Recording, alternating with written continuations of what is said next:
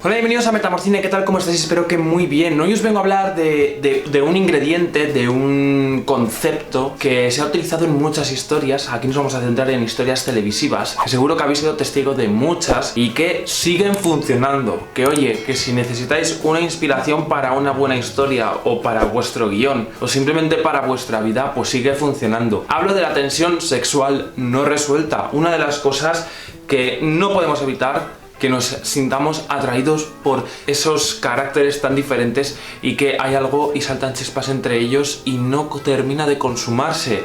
Es como algo que en el ADN del espectador está metido, que tienes que ver esa historia. Y vengo a analizaros un poco este concepto, cómo se ha utilizado y algunas cosas que tienen en común.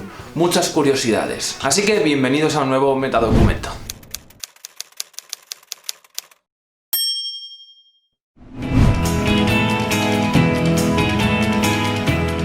¿Qué es la tensión sexual no resuelta? Como si el título no te lo dijese y alguien te lo tuviese que explicar. Pues por si acaso te lo voy a explicar yo, claro que sí. Tensión sexual no resuelta es cuando se da esa tensión entre dos personas, ese conflicto, esa atracción, puede ser física, puede ser romántica, puede ser simplemente de admiración, que pues por casualidades de la vida, por cosas, no puede llegar a consumarse. Es un conflicto y es algo complicado que se consume, pues ya sea ese beso, esa noche pasional en la cama o simplemente darse unos buenos días, ya sea porque están casados, ya sea por la sociedad, ya sea por diferentes situaciones que hacen que no puedan ser una pareja, o básicamente, y lo más utilizado en el caso de las series, que es de lo que venimos a hablar aquí, por sus diferencias de caracteres, o sea, porque son dos personas muy diferentes, porque ven la vida de forma diferente, porque tienen unos comportamientos que no se aguantan el uno al otro, pero que al final saltan chispas de pasión, y básicamente lo que ha venido a ser toda la vida, lo de los polos opuestos se atraen. ¿Es cierto? No lo es. Pues no lo sé, pero nos da igual, porque lo que queremos es que esa gente se bese, sea lo que sea, se besen y se abracen, y sean felices. Son muchos los casos que se han dado en televisión, pero muchos. Y la verdad es que todos tienen muchas cosas en común. Si tengo que nombrar las series en las que se han visto, por lo menos las más importantes, podemos empezar con Remington Steele, ahí teníamos a un Pierce Brosnan súper joven, o con Luz de Luna, que yo creo que es sin duda una de las claves para entender este subgénero de series. Otra de las grandes importantes fue Expediente X, que fue una de las parejas con más química de los 90 y que además tienen mucha chicha detrás. Y luego tuvimos un montonazo desde Castle, Bones, El Mentalista, por ahí ha estado también Sherlock, que se puede meter en esto porque al final la relación entre ellos choca y puede ser amistad. A veces juegan con ese rollo de amorío homosexual que nunca se termina de cuajar, o sea, pero juegan con nosotros y con la química de los personajes, con lo cual también entraría. Y su versión americana, Elementary, con Lucy Liu como Watson. Son muchas las series que utilizan, digamos, esto y tienen muchas cosas en común. Por ejemplo, vienen a ser como procedimentales, es decir, series de casos, series de que cada capítulo te cuentan una pequeña historia, pero que utilizan esta tensión sexual no resuelta como gran reclamo a la hora de la trama principal. Es decir, como espectadores, quizás si la trama principal no es tan impactante y engancha tanto como en otras series, lo que sí que nos enganchará es el desarrollo de la relación de los personajes. Por otro lado, estas series, he de decir que son series con un montón de éxito. O sea, estamos hablando de series con unas audiencias brutales. Son series que de media, como digo, cuentan con unas 6, 7 temporadas, 8, o sea, series largas porque tienen éxito y funcionan, y la verdad es que es una, digamos, mecánica o digamos un tema que a la gente sigue interesando y sigue funcionando. También hay una cosa que tienen todas estas series en común, y es que hay mucha química dentro de la pantalla, pero muy poca fuera. Porque se ha dado en muchas ocasiones que la química que veíamos nosotros en la televisión, que decíamos, wow, están destinados para estar juntos, no se correspondía en el set de rodaje, ya que muchas de estas parejas se llevaban fatal y no se soportaban. Así que vamos a hablar un poco de el salseo, que sé que os mola también un rato. Voy a hablaros de una de las madres y creo que una de las principales en cuanto a esto, y también una de mis favoritas, Luz de Luna. Estamos hablando de que Bruce Willis empezó a ser alguien en esta serie. Él era un camarero en Nueva York y llega a esta serie justo antes de que empezase toda su carrera con La Jungla de Cristal y su salto a ser una superestrella. También teníamos a Cybill Shepherd como su compañera Mary Hayes en la serie. ¿Qué pasaba? Pues que de repente llega un Bruce Willis que no es nadie y Cybill Shepherd que sí que lo es, y Bruce Willis empieza a ganar fama, a recoger buenas críticas, a convertirse en un sex symbol de la época, a convertirse en una estrella. Y pues había roces que eran bastante fuertes, ya que el creador de la serie dijo que tenía que llegar a pensar en escribir los guiones intentando que los personajes tuviesen el menor tiempo posible juntos en pantalla. Es decir, si la serie se basa en esos dos personajes protagonistas, ¿cómo narices lo haces?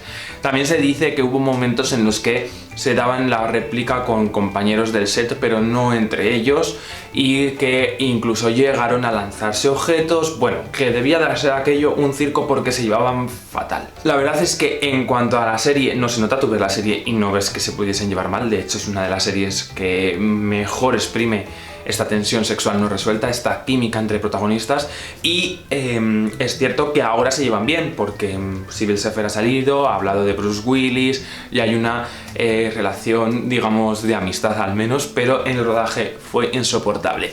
Y otro de los rodajes insoportables por culpa de sus protagonistas fue el Expediente X. Nuestros Mulder y Scully no se llevaban tan bien en la vida real, siendo bastante complicado el rodaje con ellos dos. Se dice que, digamos, que estaba enrarecido del ambiente, que muchas veces se oían gritos en los camerinos, que las discusiones eran continuas, pero no sé si es que esta gente, pues es que estaba mal de la cabeza, yo qué sé. La cuestión es que ellos dos no compaginaban. En la serie sí, pero en la vida real no, y en el rodaje fue un infierno trabajar con ellos dos juntos. Ojo, que no fueron 2 temporadas, que fueron unas cuantas. Es cierto que con esta temporada que volvieron, como este revival tal de pocos episodios, no sé qué, ya parecía que la cosa se había cambiado. También hay que tener en cuenta que estás rodando con una persona durante tanto tiempo, durante tantos años, pues puede salir roces, porque si no te llevas bien y tienes que estar todo el día con esa persona, porque además es que Expediente X eran ellos dos todo el rato, pues al final igual te cansa. Y uno de los últimos grandes éxitos de este tipo de series fue Castle, esta serie que hablaba de un escritor que se mete como asesor policial, que la verdad es que se llevaban fatal. Muchas veces la actriz protagonista decía que Nathan Fillion era insoportable y que el tratamiento hacia ella era horrible. Tanto que en las temporadas finales vemos menos de Beckett, de la protagonista femenina, porque ella ya empezaba como a intentar salir de la serie. No hubo renovación por ella se quiso salir de la serie, tema presupuestario, pero también por la falta de empatía con su compañero, y que además pues que no había química, que no se llevaba bien, que ya estaba hasta las narices. Castle reunía cada día a más de 6 millones de espectadores en Estados Unidos, y se tenía pendiente como continuarla después de la 8ª temporada. Pero es cierto que rodaron dos finales porque sabían que podía pasar esto y que ella quisiese irse porque se acababa el contrato y posiblemente no quisiese renovar. Pero es cierto que en las últimas temporadas se nota que ya sale menos, que ya hay pues menos química, obviamente.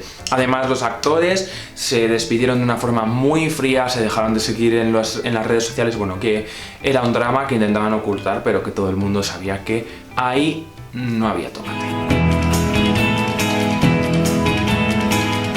Y yo os quiero hablar de mis favoritas y de por qué son mis favoritas y por qué creo que funcionan tan bien como parejas en tensión sexual no resuelta. Como os he dicho, unos de mis favoritos son David Addison y Mary Hayes, los de Luz de Luna, en la que Mary Hayes es una señora con éxito, con mucho dinero, con su buena posición social, pija, por decirlo de alguna forma, que se ve metida en un fraude y se empieza a quedar sin pasta. Entonces tiene que ir quitando como cosas que tiene ella a su cargo, y de repente se da cuenta un día que tiene una agencia de detectives llamada Luz de Luna.